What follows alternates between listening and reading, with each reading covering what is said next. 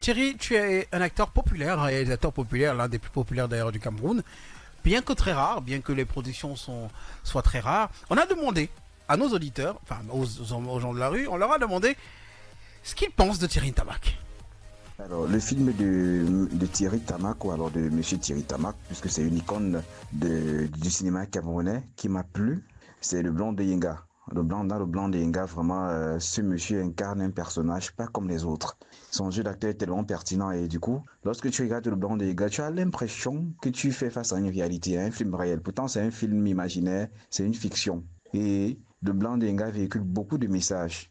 Quand on parle de Thierry Tamak directement, on voit Le Blanc des Yenga. Oui, je crois que 80% des Camerounais l'ont connu avec ce film qui était pour moi, waouh. On a vu un jeu d'acteurs magnifique. On a vu des jeunes dynamiques. Vraiment, c'était, je me rappelle, je crois que c'était en 2011, 2012, si j'ai bonne mémoire. C'était waouh en fait.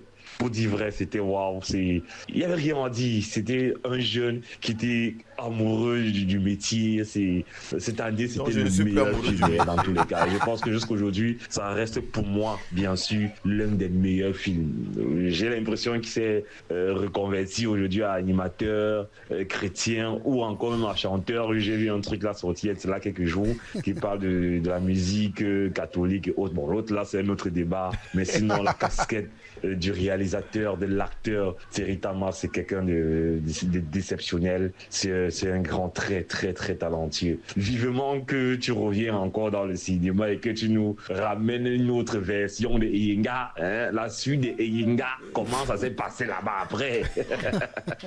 Non, vraiment, chapeau grand frère, vraiment, et merci. C'était des très bons moments du cinéma camerounais. Le film de Thierry Ntamak ayant attiré et marqué vraiment mon attention, c'est celui de La Patrie d'abord. J'ai déjà regardé 3 de ses films, notamment Le Blanc de Yenga 1 et 2, le film intitulé Serpent de bronze, où il y avait l'avait rassemblé sur un plateau de tournage aux côtés du Nord Cameroun. Je pense bien que c'était un biopic qui revenait sur la vie du jeune médecin qui avait été affecté de ce côté-là du pays. Il était arrivé dans un hôpital carrément délabré. Hélas, il était parti suite à une morsure de serpent. C'est un film qui m'avait beaucoup fait pleurer. À l'époque, je pleurais un peu comme une Madeleine quand je regardais les films. Surtout la manière que c'était écrit. Il y avait beaucoup d'émotions qui se mêlaient. Et l'acteur n'avait pas été choisi au hasard. Je vais parler de La Patrie d'abord. La Patrie d'abord m'a parlé à cause des différents acteurs qu'on retrouvait sur le set. Je pense aussi à Greg Bolabor. Greg Bolabor qui était parmi le colonel de Thierry Tamak. Un homme qui a décidé de sacrifier sa vie de couple pour écouter l'appel de la nation. Voilà le film qui m'a vraiment marqué, le film de La Patrie d'abord. Et j'espère bien que le temps que Thierry Tamak prend en ce moment avant de nous produire à nouveau un film, vivement que ce temps-là porte des fruits, parce que moi j'ai hâte de pouvoir le regarder, de pouvoir me régaler encore dans une salle de cinéma en regardant un film réalisé par Thierry Tamak. Beaucoup de courage à lui.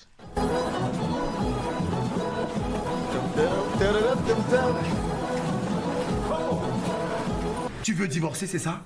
Oui, je veux le divorce. Faux! Ça ne vient pas de toi, cette décision, ça vient de ta mère. Et tu sais bien qu'elle ne m'aime pas. Laisse ma mère en dehors de ça. Cette décision est la mienne. Non, elle vient de ta mère, avoue-le. Je te connais assez bien, Rachel. Elle vient de ta mère, ça...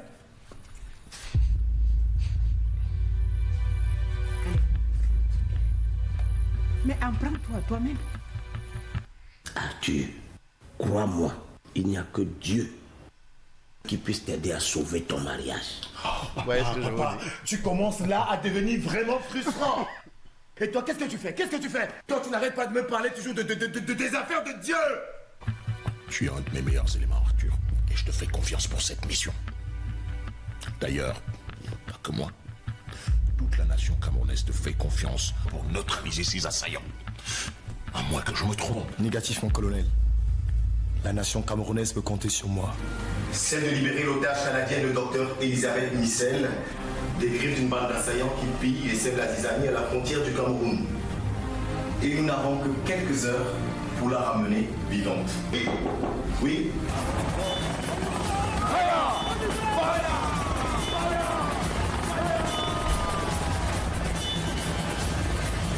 King Kong, avez-vous visuel sur les 2 sentinelles? Affirmatif. Êtes-vous prêt pour le tir? Affirmatif. Ok, on va y aller. 3, 2, 1.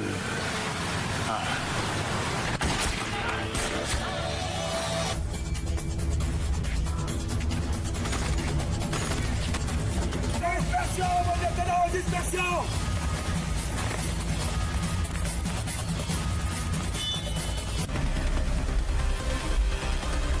Bravo, hein.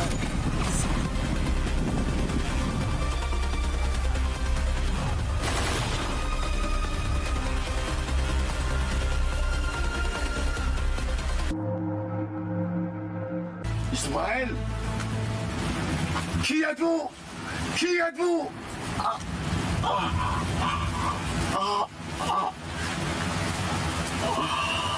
La question est de savoir quel est le film de Thierry Ntamak qui m'a le plus marqué et pourquoi. J'avoue que sur la question, je suis indécis parce que les 2 productions parmi les multiples de Thierry Ntamak que j'ai regardées ont été pour moi des productions chargées de messages forts qui épousaient le vécu quotidien des Camerounais.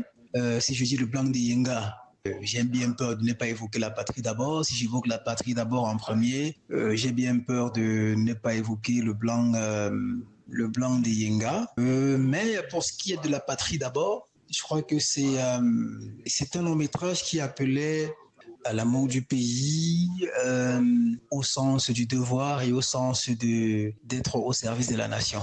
Au-delà du message de fond autour de ce film, j'ai beaucoup aimé pratiquement la réalité qu'il y avait autour de la réalisation de ce film. Hein. On avait comme l'impression qu'on regardait un film qui nous venait tout droit des États-Unis, des tirs nourris, des combattants qui combattent pour la nation. Thierry Ntamak avait réussi à franchir un palier important au cœur de sa carrière d'homme de cinéma. Et je crois que c'est ce côté technique et cette maturité professionnelle qui m'a le plus séduit dans cette réalisation de Thierry Ntamak et sur la patrie d'abord.